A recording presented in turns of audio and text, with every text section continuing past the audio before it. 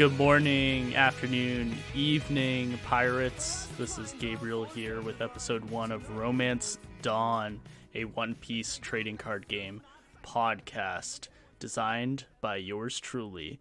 We've got a banger of a first episode for you today. Going to go over the first anniversary event. I attended a few of them. Going to review Bandai events overall and see what improvements can show up. But then we're also going to look at the market, the secondary market and primary market when it comes to the One Piece trading card game and the unique nature of scalping and speculating that we have here.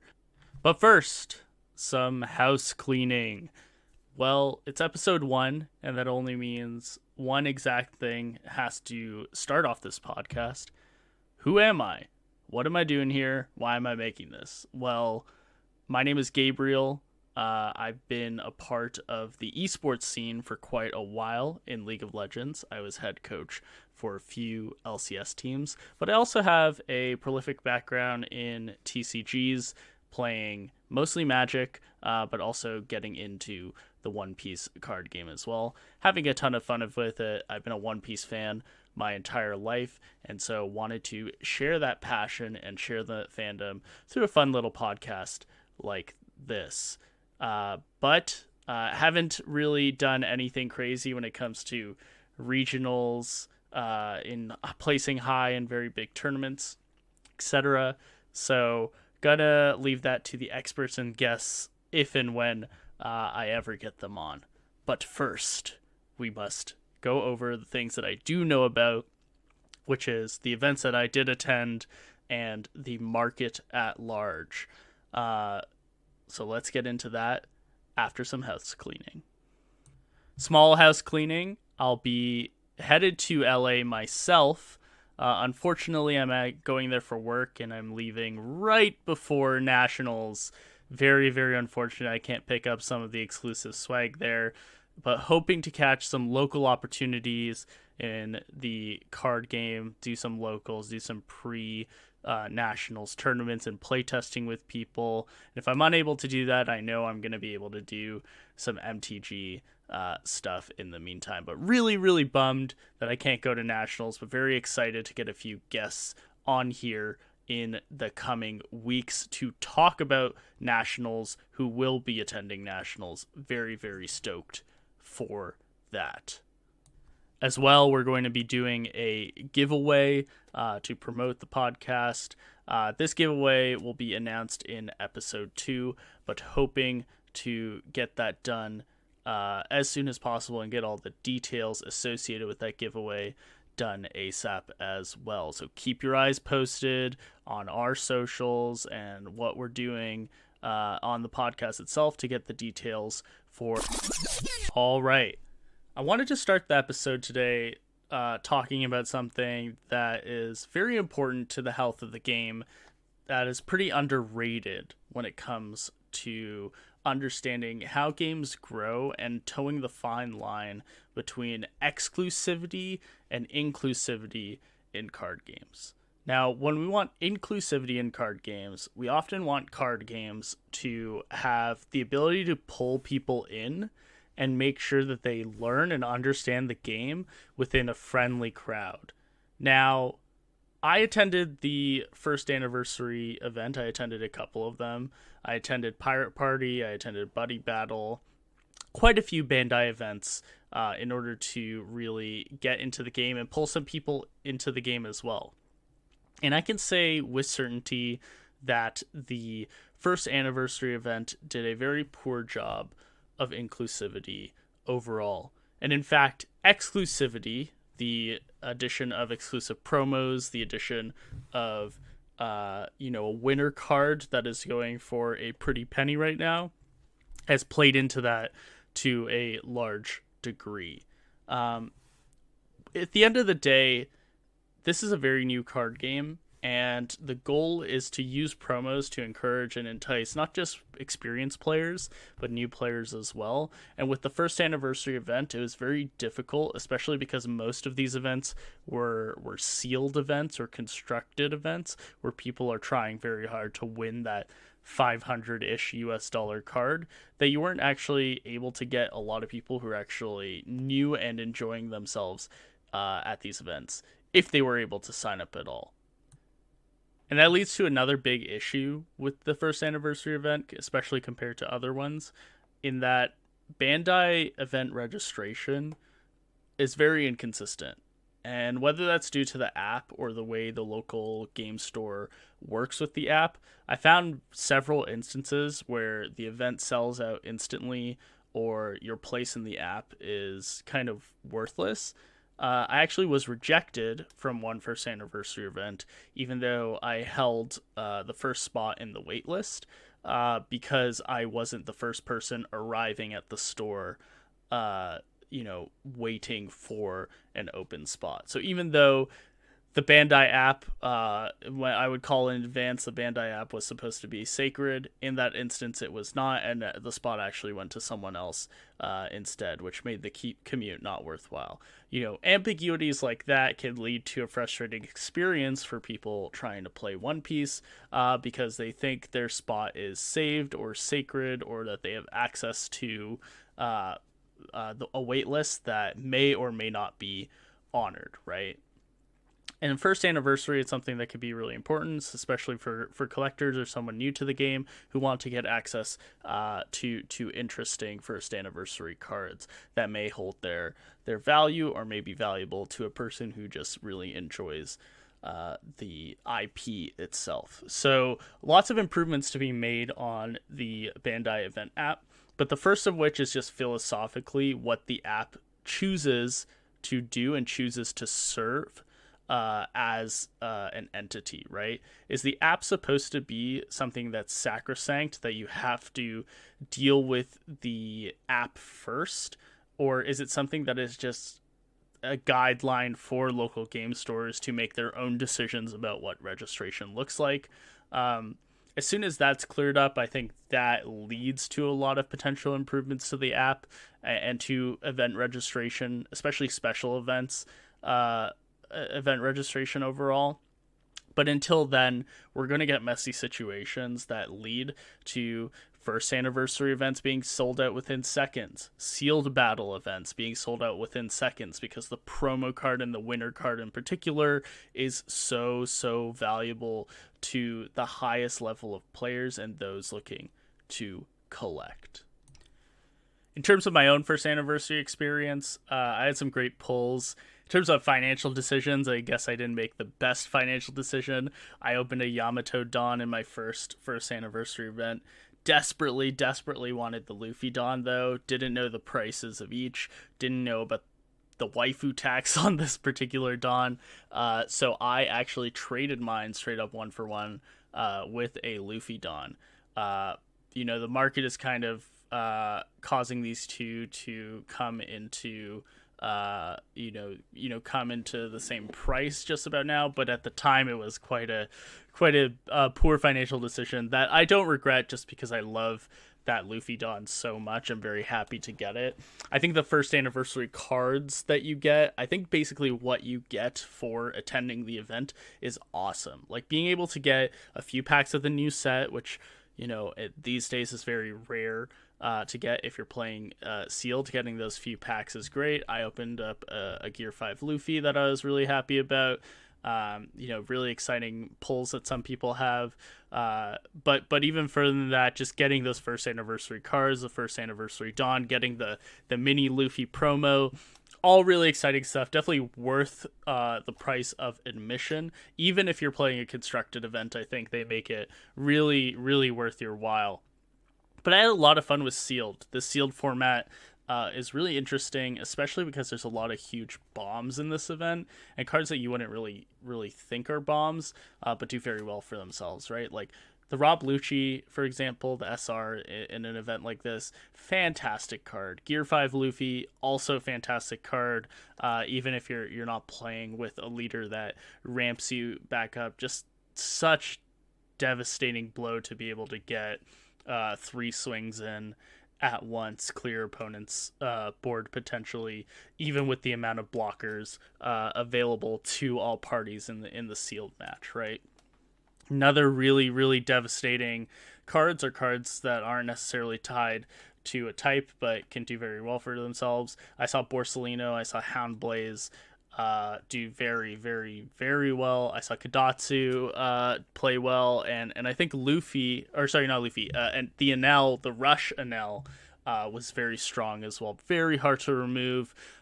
People don't often have a Luffy in this sealed event unless you're playing the starter deck 1 leader, which is pretty unlikely. Most people go for Kid, Zoro, those kinds of leaders. So lots of really powerful bombs, lots of blockers to stop those cards, and then some pretty underrated removal effects. I mentioned Houndblaze. I think Lucci was a little underrated in this sealed battle. I think the other really, really underrated cards were some Revolutionary Army cards and like the Nico Robin stuff that KO'd like low power stuff. Really, really did a lot to, at least in my experience, pull out some wins or pull out some huge tempo swings accordingly. So was really happy to see that Sealed did so well here. I think Sealed is pretty difficult to pull off in One Piece. The interactivity of cards, the fact that even if you shuffle boxes, the guaranteed hits means some people get bombs that other people don't. But they made the uncommons and they made basic rares kind of strong enough within the set to actually hold their own, which I was very, very happy to see. I also attended a first anniversary constructed event way out. I drove a couple hours actually just to attend this, which was a little wild on my part, but really, really enjoyed myself.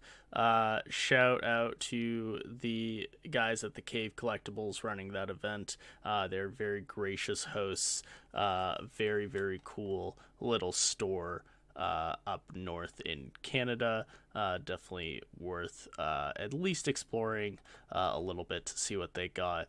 Shout outs to the Cave there. Went to the constructed event there.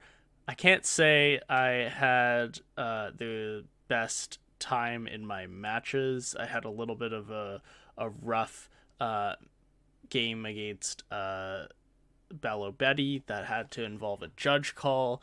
That judge call kind of ended up in a middling situation where someone declared a tie, and because of that I actually lost out on the winner, Luffy. I was undefeated. I played the other undefeated person and I actually beat them. I was Sakazuki, they were Katakuri.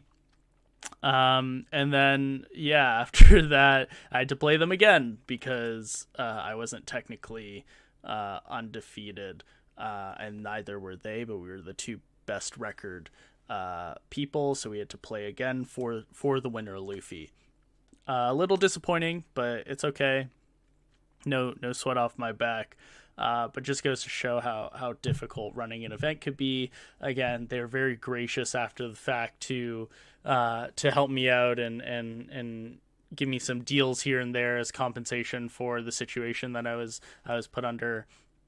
But people really take the constructed side seriously and take these special events very, very seriously. I consider myself pretty experienced when it comes to Sakazuki, but there were some real killers up there. People who are very experienced, people who are probably spamming the ranked sim right now as we speak, just to perfect things and win more prizing. So really, really difficult events overall. The sealed event was pretty difficult, and I think this constructed event was a lot more challenging than I thought it would be.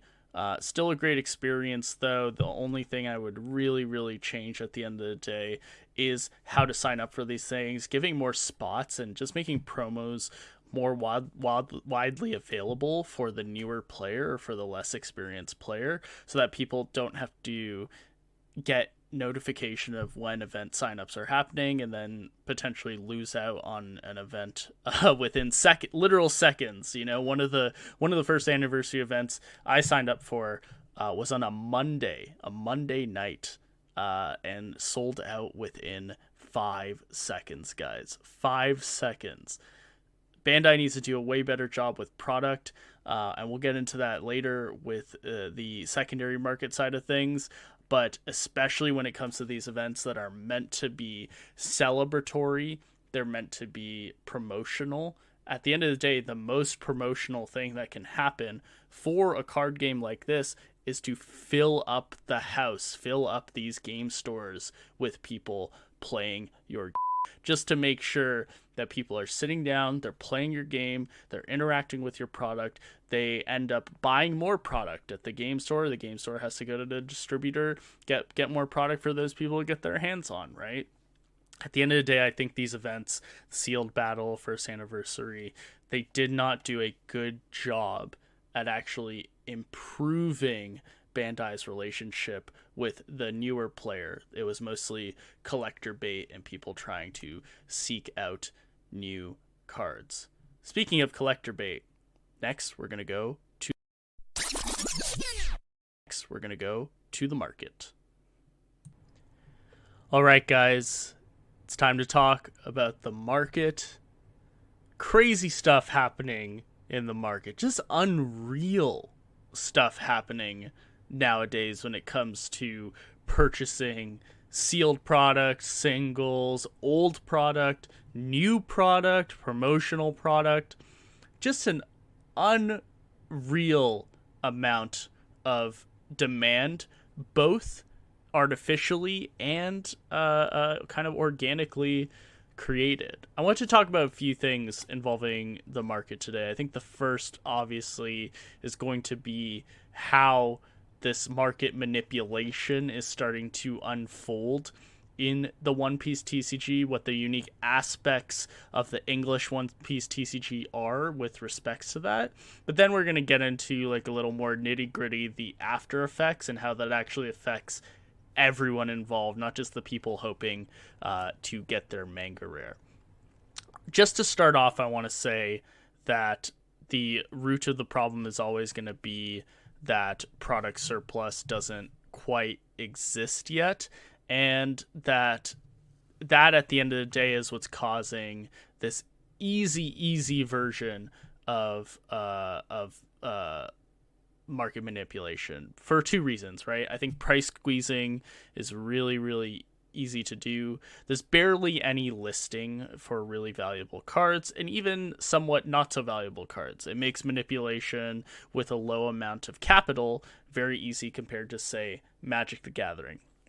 Now I have about 10-15 years of experience with Magic the Gathering, really active experience, and I'd say that this is a pretty ridiculous amount of listings when it comes to how little there are for cards that aren't worth that much, right? If you're even looking at like alt art leaders from OPO5, very few amount of those leaders, even though they're, roughly $100, $50 to $100 cards, generally speaking, on average, that pales in comparison. I was doing some research for this, on TCGPlayer, there's a low amount of listings for cards like that in comparison to, say, like the Magic the Gathering beta unlimited revised version of Power 9 or Dual Lands or, cards, Chaos Orb, like cards at that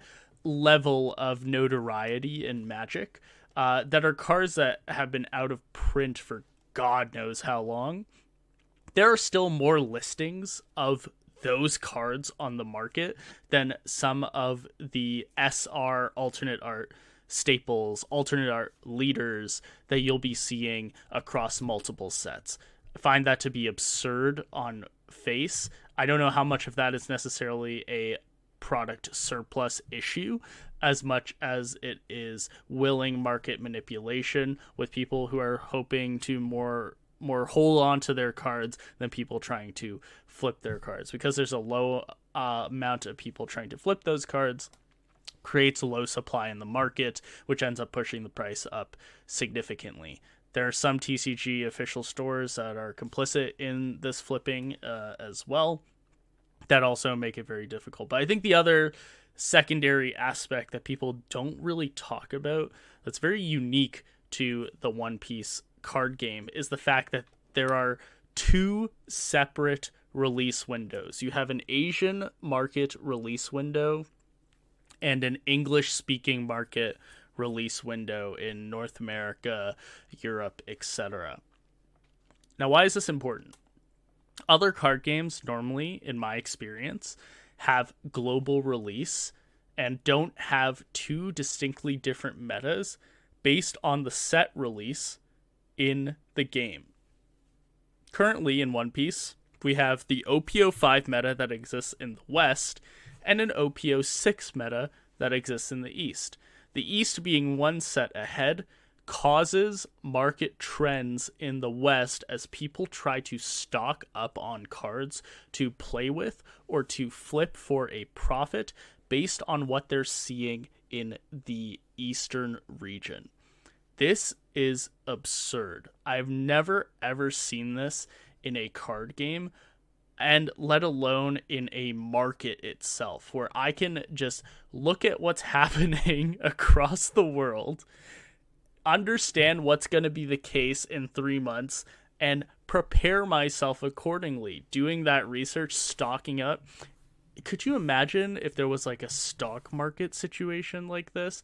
The arbitrage that you can conduct through the fact that these sets are not simultaneously released across the global market makes it a prime real estate for scalpers, for people trying to flip cards for a profit, aka people who are not collecting and people who are not playing. I have no problem with either of those groups, but we introduce people with only financial motivation into the market when we have a release schedule like this that is not lined up at all. That's what makes EBO1 so interesting, is that is going to be a simultaneous release. I'm hoping very soon that Bandai can correct the market somewhat through doing simultaneous release, so people are not allowed to look into the future for free and see exactly what is available and what is going to spike and what is going to do well in tournaments and what is going to be a collector hotspot, and then just, freely speculate on that. It's like some kind of weird infinite money glitch that they just allowed to happen in the Western market for some reason, but it really does remove a lot of the supply out of the market as well when people do that in the Western region. So that is like a very underrated aspect of market manipulation and why it's happening. Not just it, and how exactly that market is affected at the end of the day by these TCGPlayer sites. More often than not, people need a central database to understand how to price their cards out when they're selling them to friends, to stores. Even some stores themselves use TCGPlayer as that database. If that database is easily manipulated, it means that it is not reliable for the secondary market. It's not reliable for local game stores who use those prices in order to price product accordingly, and it makes it so that everything is not only wildly inflated but wildly subject to volatility. This is literally the trading card game equivalent of how some cryptocurrencies operate, right? That there's this huge buildup due to limited supply that can come crashing down very easily. It's something that I'm very worried about and something that I continue to monitor.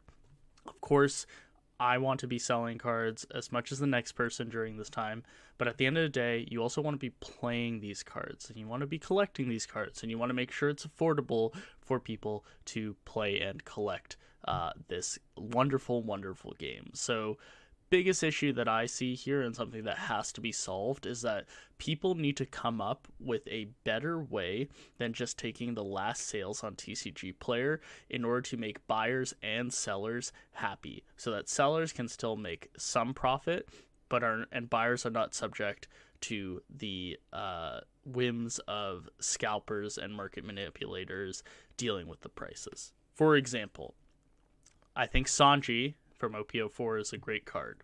I think it's a wonderful card that fits in every yellow deck and does very well for itself. I think that card should not be $15+. I think scalpers manipulating the listings there have made it very difficult to get that card for fair value.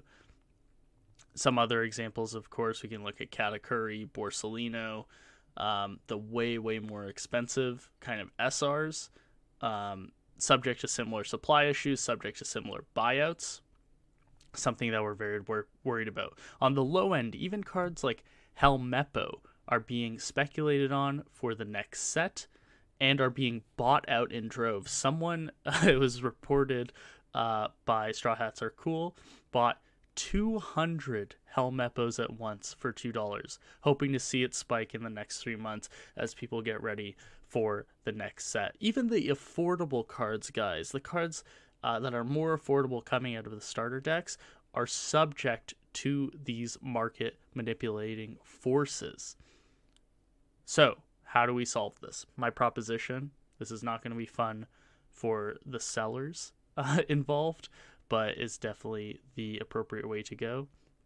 Please base your sales off of average monthly data at the very least, or if you can expand that time frame, perfect. But I think there's something to be said about cooling the market off a bit, bringing it down so that when it does inevitably come down, people are not hurt by the prospects of their cards crashing in value if they were hoping to sell it themselves after playing with them for a bit or collecting them or what have you, right?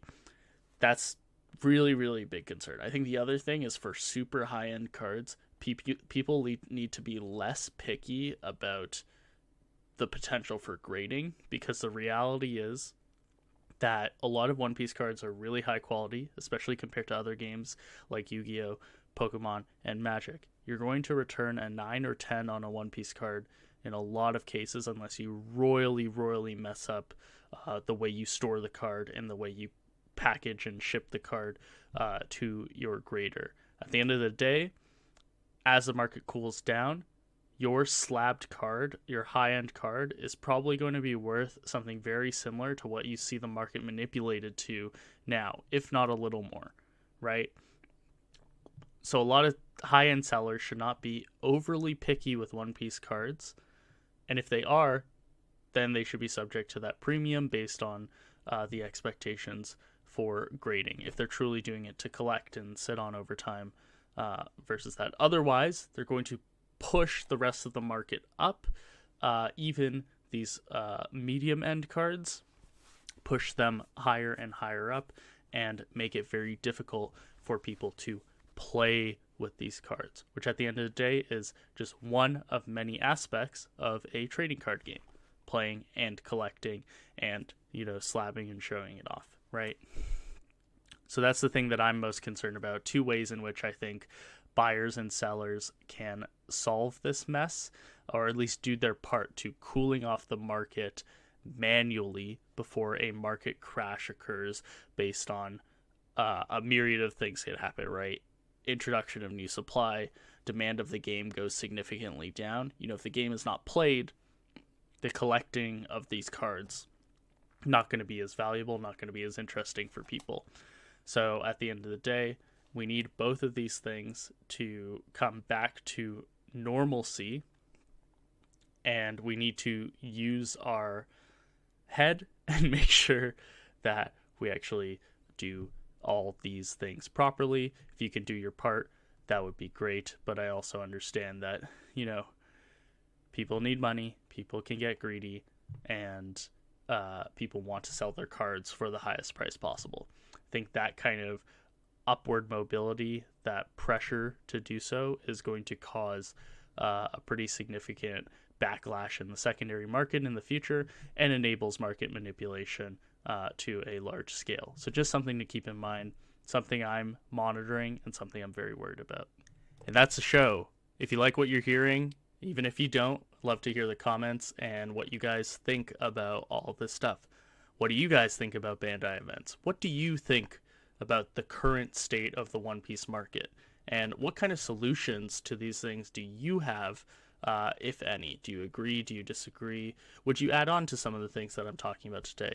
We'd love to hear your part in the comments and ratings. Don't forget to like and subscribe.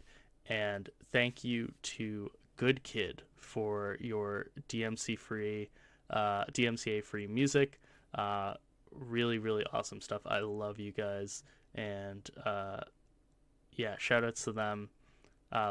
This is Romance Dawn, a One Piece TCG podcast. I am Gabriel, your host, and looking forward to talk about some of this stuff and maybe some competitive stuff. Maybe we got a special guest coming on the horizon ahead of Nationals. A little spoiler alert, we do. So really looking forward to that. But until then, I'll see you guys on the Grand Line.